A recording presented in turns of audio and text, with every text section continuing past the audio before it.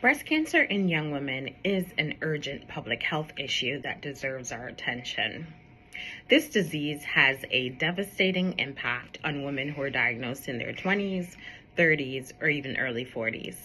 When breast cancer occurs at an early age, it's more aggressive, more likely to be triple negative, with a higher risk of recurrence and contralateral breast cancer, higher frequency of pathogenic variants or mutations in BRCA and non-BRCA genes, and poorer survival outcomes in comparison to older women who are diagnosed with breast cancer. Young African American, Black women, and Latina women are particularly vulnerable as they suffer disproportionately from disparities in survival outcomes.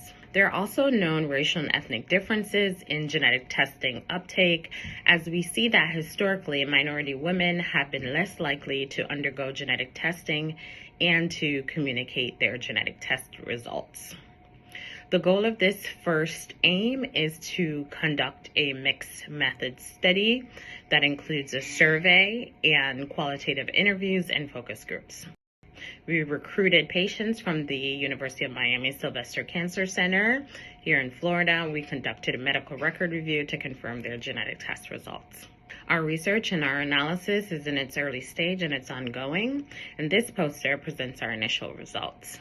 What we found so far is that a high proportion of young breast cancer survivors completed multi-gene panel testing to inform their decision making. Provider recommendation was cited as the top reason for completing genetic testing. Overall, we had 34 women included in this analysis, and we found that 5 of these women had pathogenic variants in BRCA1, BRCA2, CHEK2, CDH1, and PTEN genes.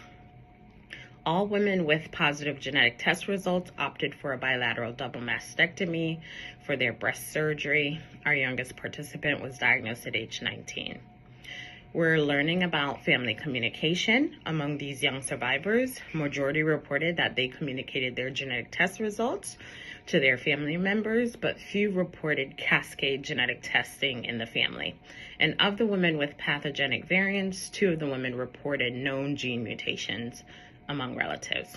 In addition, we're also learning about the psychosocial needs of these young survivors, as we found that fear of recurrence, fear of dying, and feelings of depression or being depressed are concerns of these women after they're diagnosed.